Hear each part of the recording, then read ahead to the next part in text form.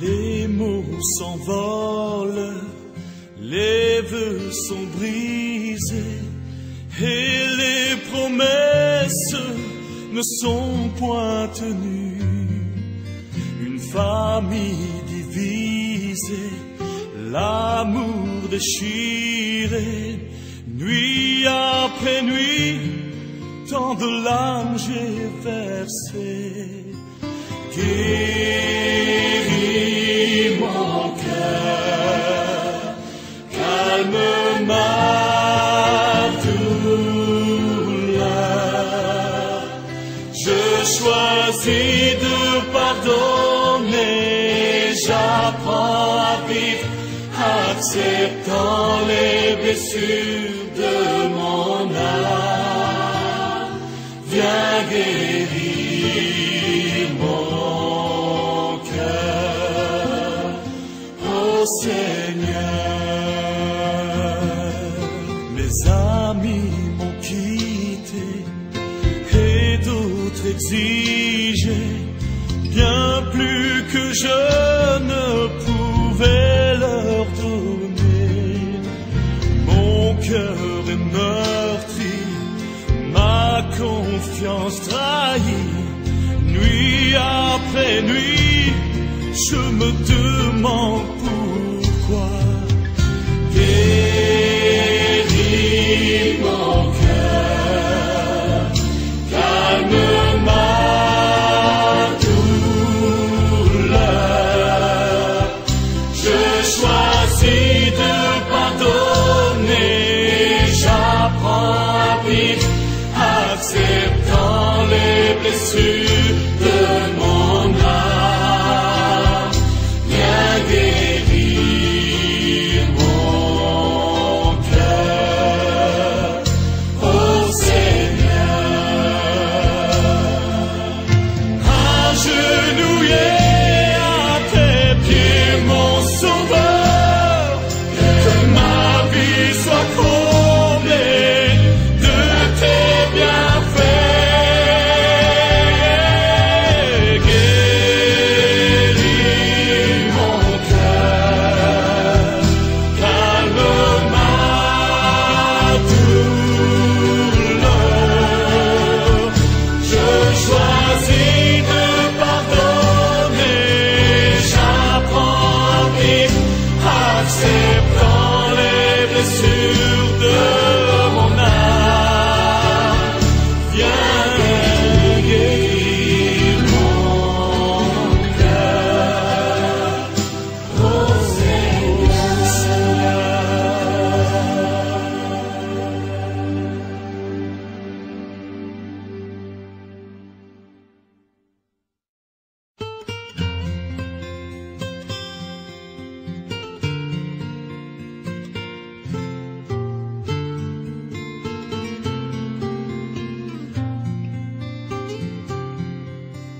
Les mots s'envolent, les vœux sont brisés, et les promesses ne sont point tenues.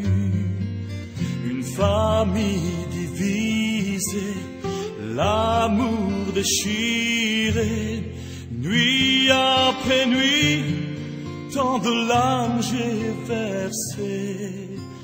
Guéris mon cœur, calme ma douleur. Je choisis de pardonner, j'apprends à vivre, acceptant les blessures de mon âme. Viens guérir mon cœur, ô Seigneur. Mes amis m'ont quitté et d'autres exigé bien plus que je ne pouvais leur donner. Mon cœur est meurtri, ma confiance trahie. Nuit après nuit, je me demande pourquoi.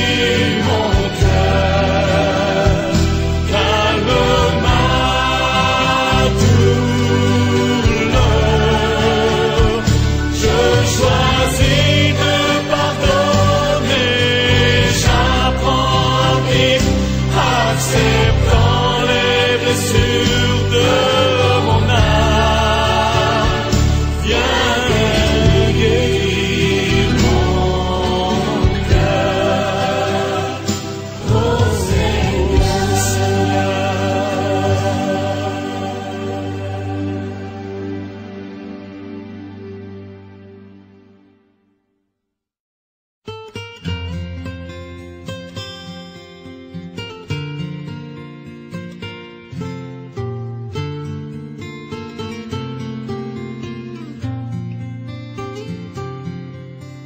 Les mots s'envolent, les vœux sont brisés, et les promesses ne sont point tenues. Une famille divisée, l'amour déchiré, nuit après nuit, tant de larmes j'ai versé. Guéris mon cœur, calme ma douleur. Je choisis de pardonner, j'apprends à vivre, acceptant les blessures de mon âme. Viens guérir mon cœur, oh Seigneur. Mes amis m'ont quitté et d'autres exigé bien plus que je ne pouvais leur donner. Mon cœur est meurtri, ma confiance trahie, nuit après nuit, je me demande pourquoi. Guéris mon cœur, calme ma douleur.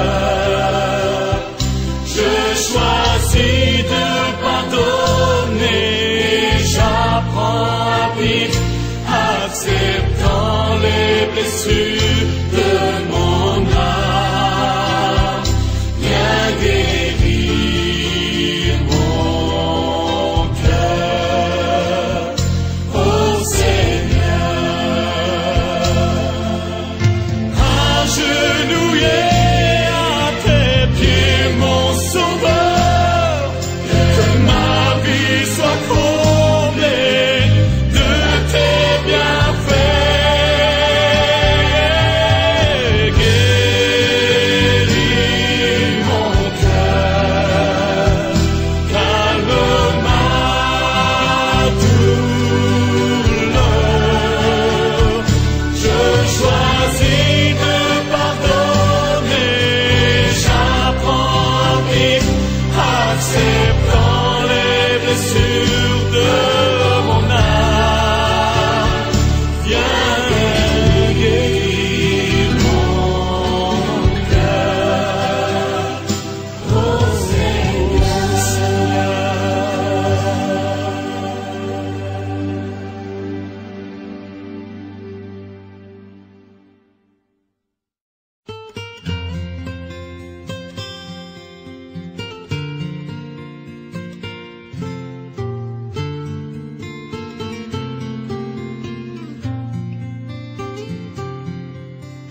Les mots s'envolent, les vœux sont brisés, et les promesses ne sont point tenues.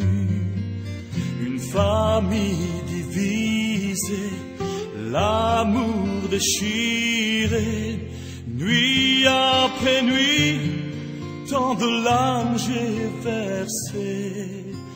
Guéris mon cœur, calme ma douleur.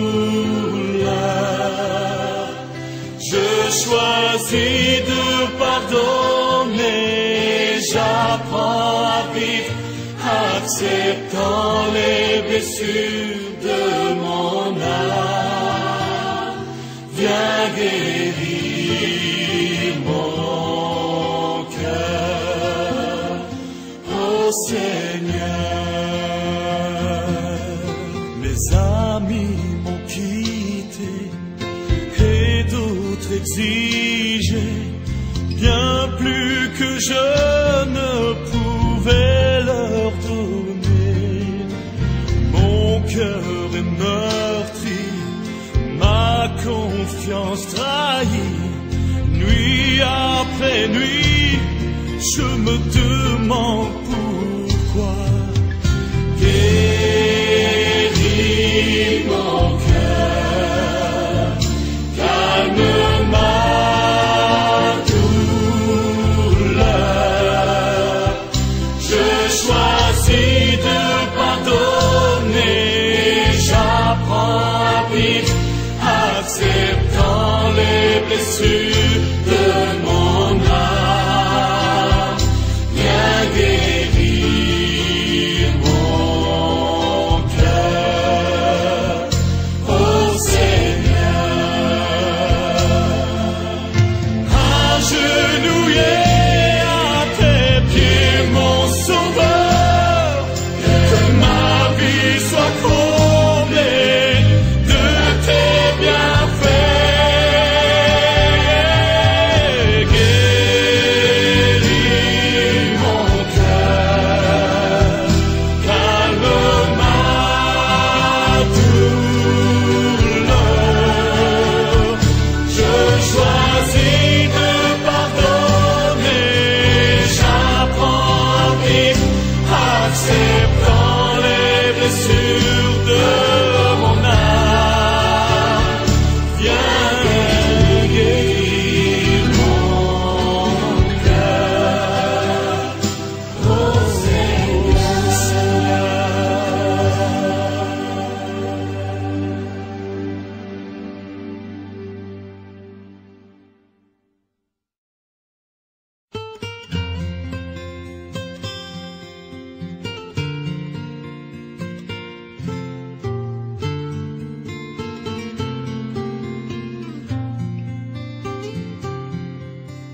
Les mots s'envolent, les vœux sont brisés et les promesses ne sont point tenues.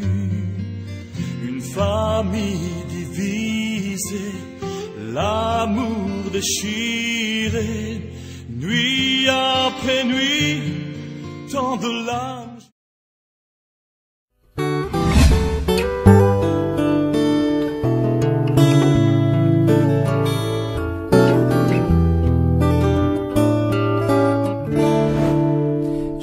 Gens donc sont tellement endurcis, eh bien Dieu va permettre des miracles. Et les gens pensent que les miracles viennent tous de Dieu. Et c'est là qu'est la trappe, parce que Satan est capable aussi d'accomplir des miracles. Et en veux-tu, en voilà. Voyez. Et dans la parole de Dieu, on nous dit que la venue du fameux homme de Satan, ce gouverneur mondial, global, voyez, eh bien sa venue se fera par la puissance de Satan. Avec, il y a la locomotive, l'antéchrist, mais derrière les wagons, avec beaucoup de miracles mensongers. Des miracles de mensonges. Ouais, pourquoi? Eh bien, on va le lire. 2 Thessaloniciens chapitre 2. 2 Thessaloniciens chapitre 2. Il est dit ici, verset 9, 2 Thessaloniciens chapitre 2, verset 9, l'apparition, c'est-à-dire la venue, voyez, le dévoilement de cet impie se fera. Il se fera par la puissance de Satan.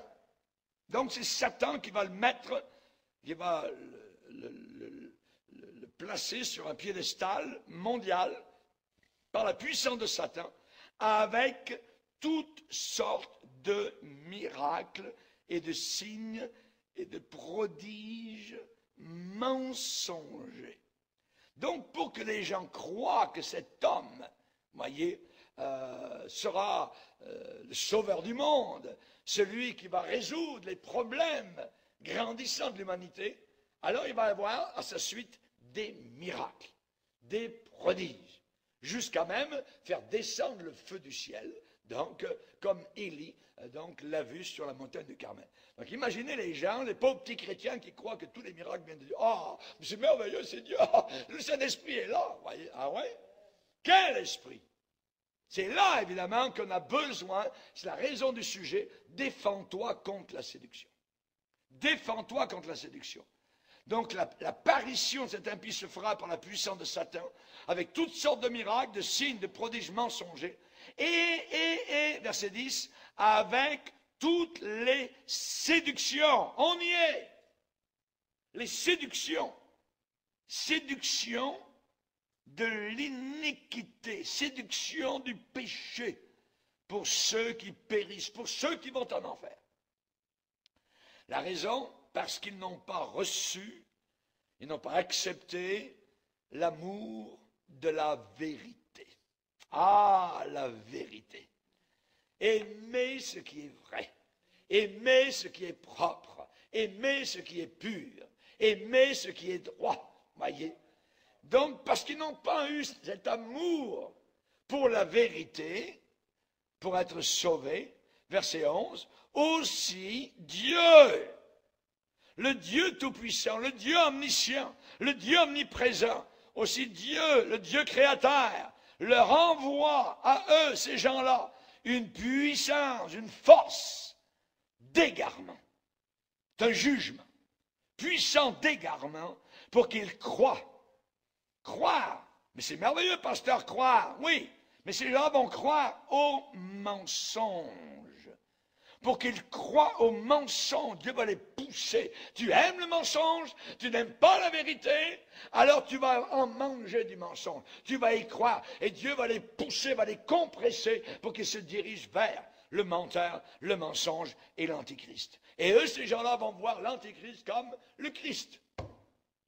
Ils vont dire c'est Jésus, c'est le Christ. Alors qu'en réalité, ça sera l'antichrist, un homme possédé par Satan. C'est terrible pour qu'ils croient au mensonge. Et regardez bien le verset 12, afin que tous ceux qui n'ont pas cru à la vérité, mais qui ont pris plaisir à l'injustice, soient condamnés.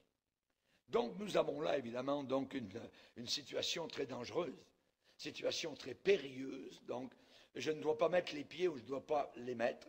Je ne dois pas m'asseoir là où je ne dois pas m'asseoir. Je ne dois pas écouter, évidemment, donc, quelqu'un qui est en train de m'égarer. Il faut absolument que je me tienne, je dirais, pour la vérité. Et cet évangile, donc, de tous les siècles, cet évangile séculaire qui n'a pas changé, qui n'a pas de nouveauté, qui est à prendre ou à laisser tel quel.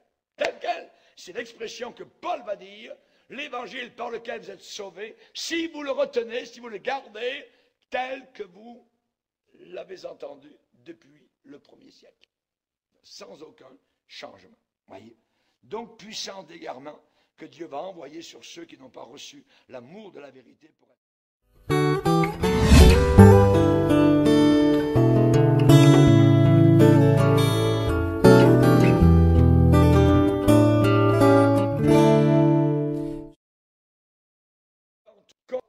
Contre la séduction. On parle ici de se prémunir. On parle ici d'une sauvegarde intérieure pour ne pas glisser ou être entraîné, je dirais, vers un mouvement de mensonge, un mouvement de séduction.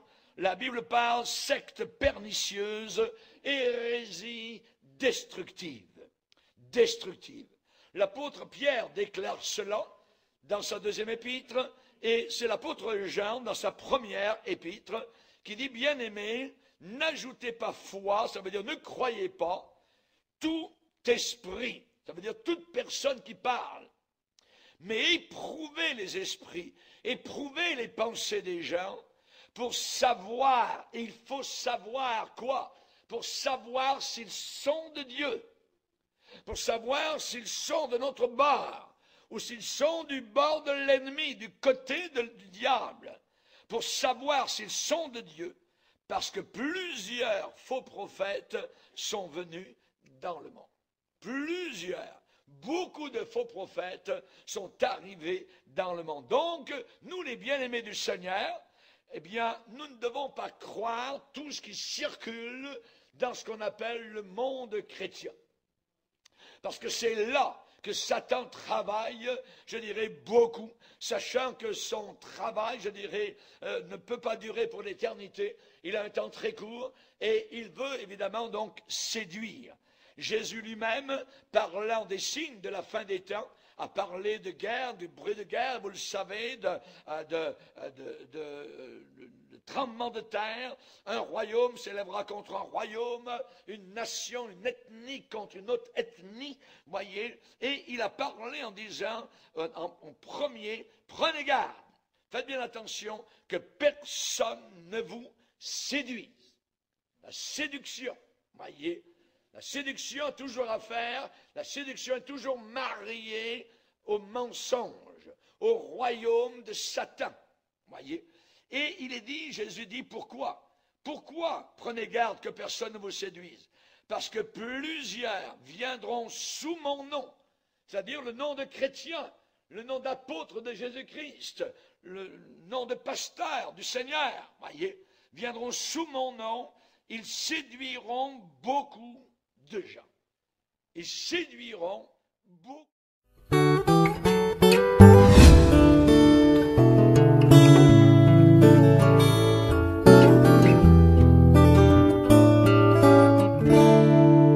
Je chante la croix.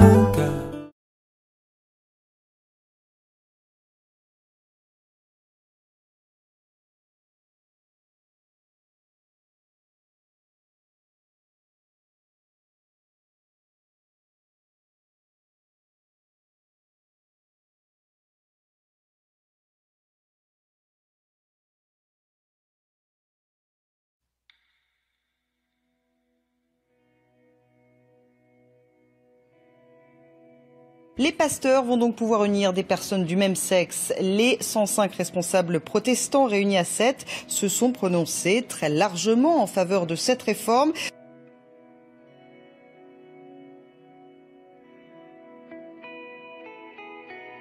Oui, c'est ça. Ça s'est passé entre les années 72 et les années 91. À l'époque, le père Bernard Prénat était à la fois aumônier et puis responsable d'un groupe de scouts totalement indépendant, autonome. Et il a effectivement agressé sexuellement un certain nombre de garçons. Ce qui est assez épouvantable, c'est qu'il semble qu'il y ait plusieurs dizaines de garçons qui étaient dans ce cas. Et chacun... Donc il y a plusieurs dizaines de victimes, semble-t-il. En fait, là, de victimes déclarées, il y en a plus de 50. Alors après, la plupart de ces faits sont prescrits, puisque les règles de la prescription jouent. Mais de fait, il a été pendant 20 ans seul maître à bord d'une troupe de scouts de 400 enfants. Le pasteur marche sur ses fidèles. Ils sont censés ne rien ressentir parce qu'ils sont en transe. Il les frappe en plein visage. Et d'après lui, ils ne doivent pas ressentir de douleur. Il leur fait manger n'importe quoi. Des serpents, des rats, des cheveux humains, du tissu, du papier, de l'herbe. Ce qui est vraiment étonnant, c'est le pouvoir que ce pasteur a sur ses adeptes pour qu'ils acceptent de faire toutes ces choses étranges.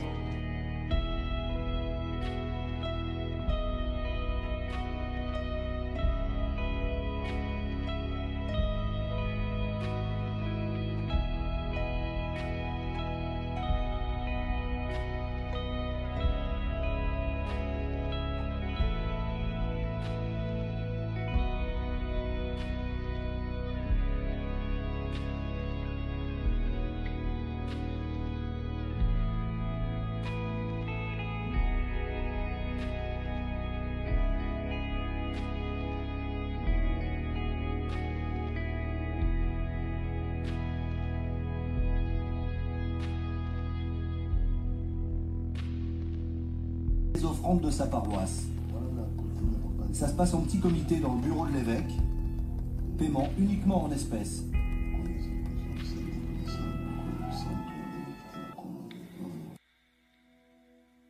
Impossible d'avoir accès au bilan comptable de l'association de l'évêque. Il reconnaît seulement que tout l'argent va sur un compte personnel.